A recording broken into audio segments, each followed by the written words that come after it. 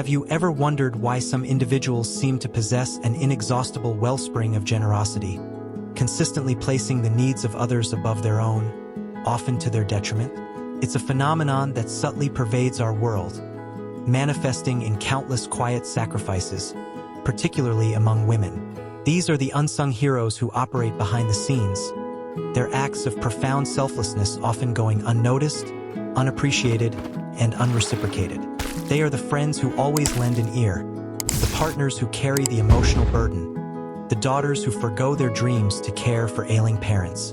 Their narratives, though diverse, share a common thread, an almost pathological compulsion to give, fueled by an intricate tapestry of psychological drivers. This isn't merely kindness. It's a deep-seated behavioral pattern, a silent language spoken through endless acts of giving, where the very act of receiving feels alien, almost offensive. Consider the story of Elara, a woman whose life unfolded as a continuous echo of offering. From her earliest memories, Elara was the steady hand, the comforting voice, the one who always knew what was needed. Her childhood home, though filled with love, was also a crucible of unspoken expectations. Her mother, a woman burdened by chronic illness, often relied on Elara for emotional support far beyond her years. Her father, consumed by the demands of his work, saw in Elara a quiet strength, a dependable presence. There was no explicit request for her sacrifice, yet the atmosphere itself demanded it. Her older brother, boisterous and demanding, unconsciously siphoned her energy, leaving her with the role of mediator, appeaser, and silent enabler. As a child, her dolls were not just toys. They were patients, students, dependents, upon whom she lavished boundless, unconditional care. This early conditioning cemented a deeply ingrained belief. Her worth was inextricably linked to her utility, her ability to serve. The more she gave, the more she felt seen, even if that seeing was merely a reflection of her usefulness to others. This created a paradoxical void within her, a hunger for recognition that could only be temporarily satiated by another act of giving. Her moments of joy were often fleeting, quickly eclipsed by an instinct to turn her attention outward, to find another need to fulfill, another gap to bridge. She believed, fundamentally, that to stop giving was to cease existing, to become invisible. As Elara transitioned into adulthood, this pattern intensified. In friendships, she was the confidant who never shared her own struggles, the planner who orchestrated every gathering, the financial safety net for those in momentary distress. She would meticulously remember birthdays, anniversaries, and obscure preferences, her attentiveness a silent plea for reciprocal care that rarely materialized. One friend, a vibrant and charismatic woman named Chloe, particularly embodied this imbalance. Chloe was a whirlwind of energy and drama, constantly embroiled in some new crisis, always turning to Elara for solace and solutions. Elara, with her quiet practicality, would listen for hours, offering advice, lending money she could ill afford, and even cleaning Chloe's apartment after a particularly messy breakup. Yet, when Elara faced her own quiet struggles, a job loss, a family illness, a romantic disappointment, Chloe's attention would invariably be diverted by her own pressing needs, or simply a lack of awareness. Elara would internalize this not as a slight, but as a confirmation of her role, the giver, not the receiver. She would tell herself that Chloe had so much on her plate, or that her own problems were not as significant. This self-effacing narrative became her shield, protecting her from the sting of unreciprocated affection, while simultaneously reinforcing the very behavior that led to it. She convinced herself that her capacity for empathy was so vast that it naturally subsumed her own needs. This was her subtle martyrdom, a quiet, almost imperceptible erosion of her own selfhood. In her romantic relationships, the dynamic was even more pronounced. Her first serious partner, a charming but emotionally detached artist named Liam, was drawn to her nurturing spirit. Elara saw his struggles with creative blocks and financial instability not as red flags, but as opportunities to offer support, to prove her unwavering devotion. She worked extra shifts to cover their shared expenses, rearranged her life to accommodate his erratic schedule, and became his muse, his confidant, his emotional bedrock. She believed that if she just gave enough, loved enough, sacrificed enough, he would eventually see her, truly see her beyond her utility. She imagined a future where her endless giving would somehow transform into an equally endless love and appreciation. Yet, the more she poured into the relationship, the more Liam seemed to recede, taking her generosity for granted, mistaking her boundless giving for an absence of needs. He would praise her selflessness, completely oblivious to the silent screams of her unfulfilled desires. The emotional intimacy she craved remained elusive, a mirage shimmering just beyond her reach. She would often find herself staring into the middle distance, a profound weariness settling upon her, the quiet hum of unspoken disappointment vibrating beneath her skin. This was the insidious nature of her sacrifice. It was a self-perpetuating cycle, where each act of giving, born from a desire for connection, inadvertently pushed that connection further away. She was like a well, constantly drawing from herself, never allowing time for replenishment, convinced that her worth lay solely in the water she provided. Elara's archetype is that of the anima-possessed giver, a profound manifestation of the Jungian concept of the anima, the unconscious feminine principle in men, but here inverted and projected outward, dominating her own conscious life. She embodies the good mother archetype to an extreme, not just to her children, but to everyone in her orbit. This isn't solely about altruism. It's a compensatory mechanism for an unacknowledged deficit of self-worth. Her endless giving is a desperate, often unconscious, attempt to earn love, validation, and belonging, born from early experiences where her intrinsic value was overshadowed by her instrumental value.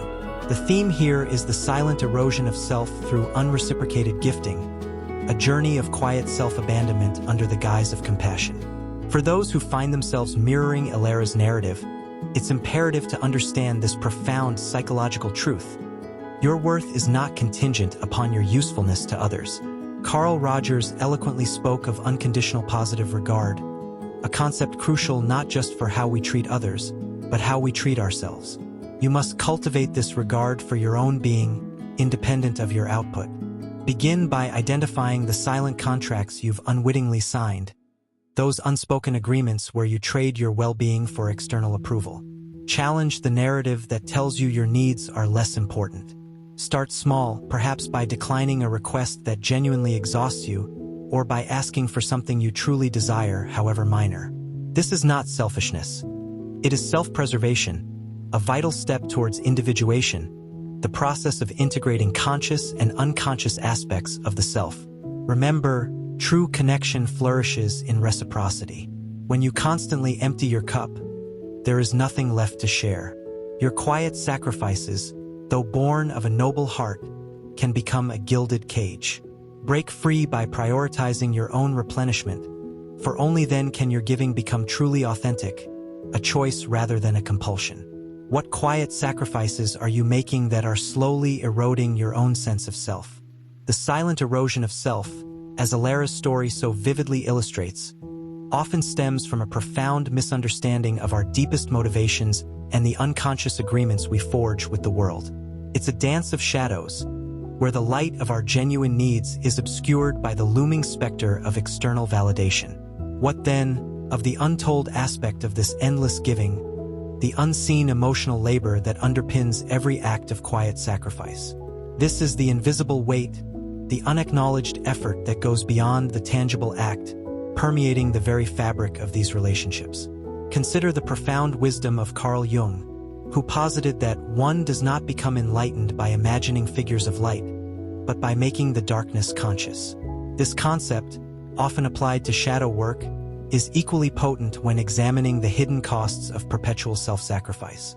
The darkness here is not inherently malevolent, but rather the unconscious drivers, the unexamined fears, and the suppressed desires that fuel the endless giving. For Elara, and countless others like her, the emotional labor wasn't just about doing. It was about anticipating, about managing the emotional states of others, about preemptively solving problems before they even fully articulated themselves.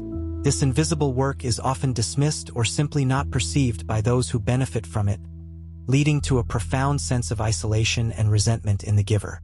It's the constant monitoring of moods, the strategic deployment of comfort, the silent carrying of anxieties that are not their own. This becomes a deeply ingrained behavioral pattern, a constant scanning of the environment for emotional distress, a readiness to step in and alleviate, even when the alleviation comes at a significant personal cost. This unacknowledged emotional labor is deeply rooted in our early psychological development. Jean Piaget's work on cognitive development, while primarily focused on intellectual growth, offers a lens through which to understand how early relational patterns become internalized. A child who consistently learns that their worth is tied to their ability to soothe, to please, to make things better for others, develops a schema where their emotional landscape is primarily oriented outwards. They become adept at reading the emotional cues of those around them, not for their own understanding, but for the purpose of intervention. They might become hypervigilant, constantly scanning for signs of disapproval or discomfort in others, believing that any negative emotion in their proximity is somehow their responsibility to fix. This isn't just empathy. It's an overextension of the self, a psychological boundary dissolution where the emotional burdens of others are unconsciously adopted as one's own. The internal narrative shifts from, "I can help," to, "I must help," or "I am failing." Imagine a quiet Sunday afternoon, Elara sitting with her mother. Her mother, prone to bouts of anxiety, begins to sigh heavily, her gaze fixed on some distant point. Without a word being exchanged, Elara's internal systems activate. She doesn't consciously decide to act. It's an automatic response, a well-worn neural pathway. She might instinctively reach for her mother's hand, or subtly shift the conversation to a lighter topic, or even suggest an activity she knows her mother enjoys, all designed to alleviate the unspoken tension. This seemingly small interaction is packed with intense emotional labor. Elara is not only processing her mother's nonverbal cues, but also engaging in a complex internal calculation of potential solutions, weighing their effectiveness, and then executing them with a seamlessness that makes it appear effortless. This isn't driven by a simple desire to be helpful. It's a deeply ingrained pattern of avoidance of discomfort, both her mother's and, by extension, her own. The darkness Jung spoke of here is the unconscious fear of disappointing, of being perceived as unloving, of failing to uphold the perceived duty of caregiver. Furthermore, Albert Bandura's concept of observational learning, or modeling, sheds light on how these patterns are perpetuated. Children observe the roles their parents and other significant adults play within relationships. If they witness a primary caregiver consistently prioritize the needs of others while suppressing their own, they internalize this as the correct or expected way to navigate emotional landscapes.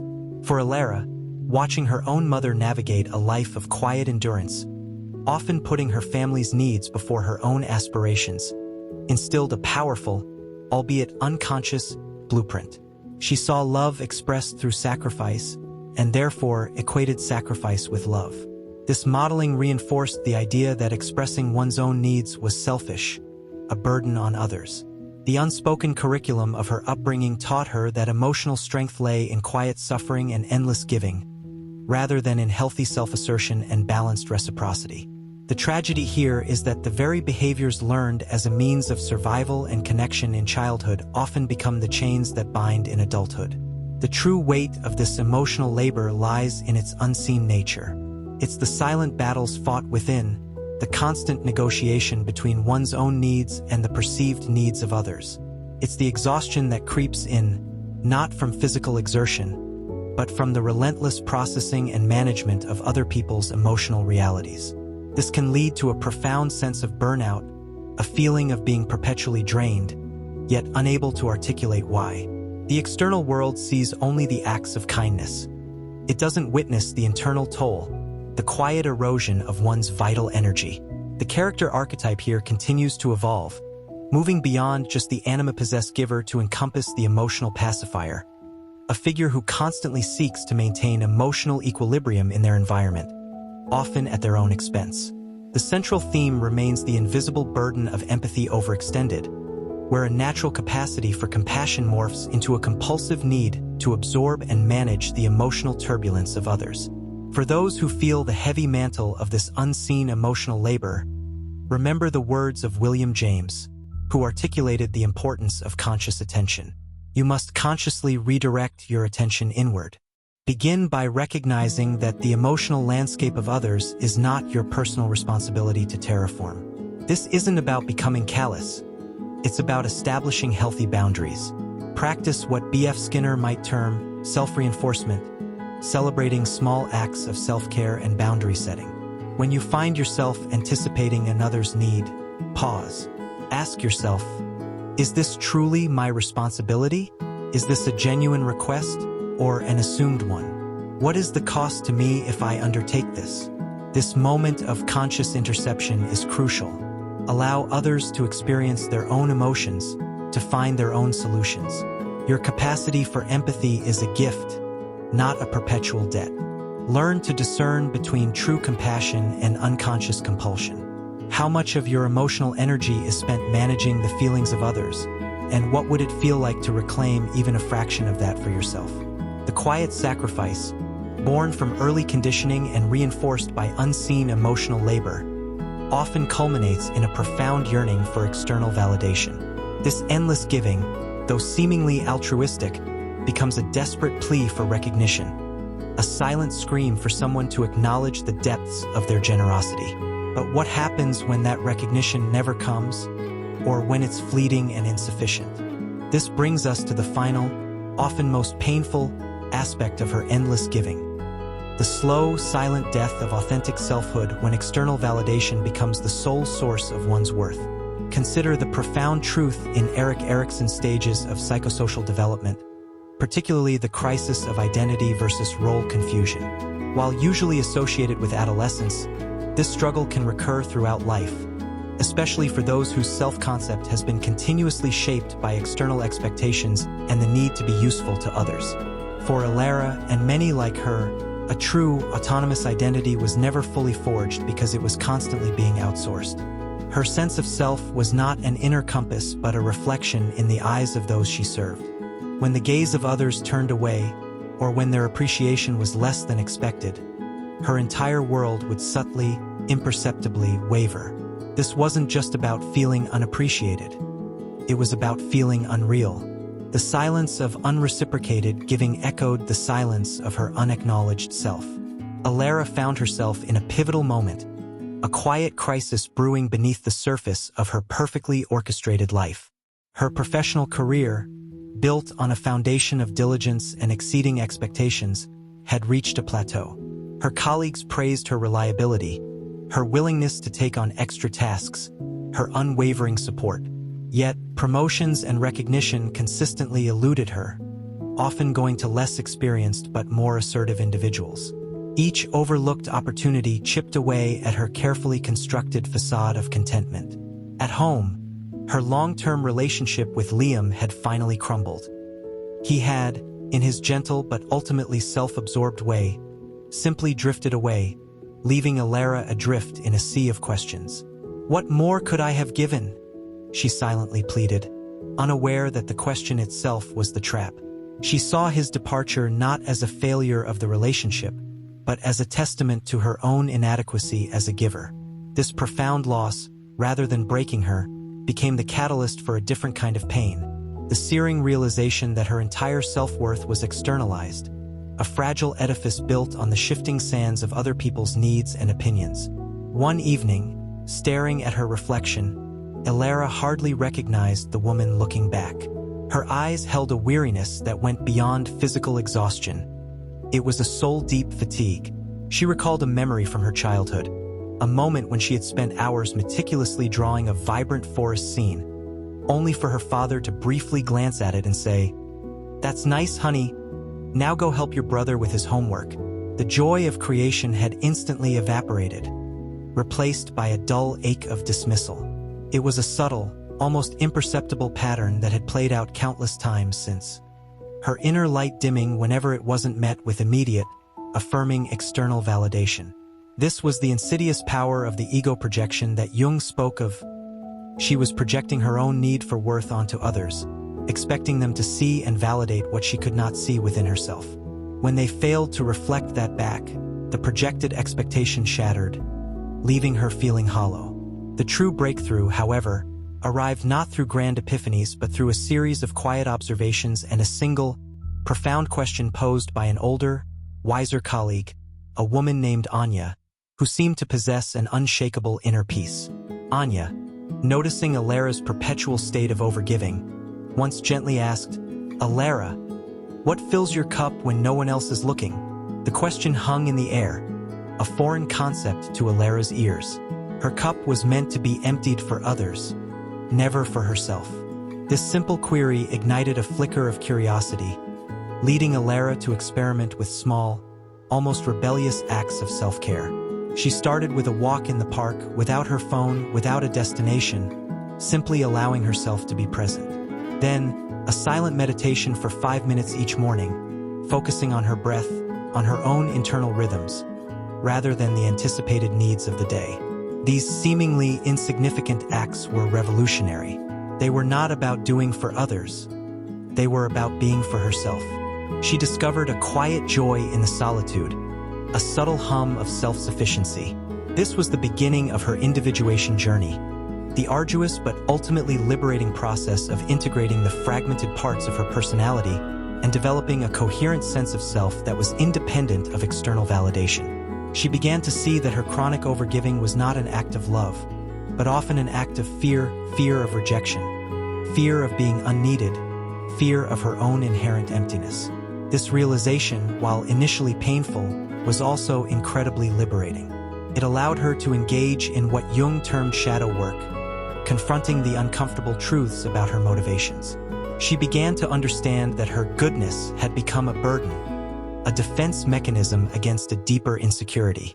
The archetype transforming within Elara is no longer just the emotional pacifier. She is evolving into the self-actualized sovereign, a woman reclaiming her inner authority. The theme shifts from the death of self to the rebirth of authentic selfhood through radical self-compassion and internal validation. Her journey embodies the Stoic principle that true contentment comes from within, not from external circumstances or the approval of others. Seneca, a foundational Stoic philosopher, emphasized focusing on what is within our control. For Elara, this meant realizing that her own self-worth was entirely within her control, not in the fluctuating opinions of others. For those who resonate with Elara's struggle, understand that the path to reclaiming your authentic self begins with a deliberate, conscious choice to turn your gaze inward. You are not a vessel meant to be perpetually emptied for others. You are a sacred well from which you, too, must drink. Embrace practices that foster this internal connection. Silent meditation, journaling, spending time in nature, or engaging in creative pursuits purely for your own joy, without expectation of external recognition. This isn't about becoming selfish. It's about becoming whole. As Carl Rogers would advocate, cultivate unconditional positive regard for yourself. Acknowledge your intrinsic worth, independent of your achievements or your utility to others. Let go of the desperate need for external applause. Your internal power is transformative. When you nourish your own soul, when you fill your own cup, your giving becomes a conscious act of generosity, not a compelled act of depletion. You transform from a quiet sacrifice into a vibrant, intentional giver. Embrace positive changes. Walk in the morning light. Find solace in yoga. Run with the wind in your hair, allowing positive thoughts to gradually eliminate the shadows of negative self-perception. This is a rebirth, a rediscovery of the power of stillness, a testament to the profound strength found in simply being. What quiet acts of self-reclamation will you begin today to honor the incredible, unique being that you are, independent of anyone else's perception? Please like, comment, and subscribe to the channel, and share this video with other friends to spread valuable insights in life. Thank you for listening. The END.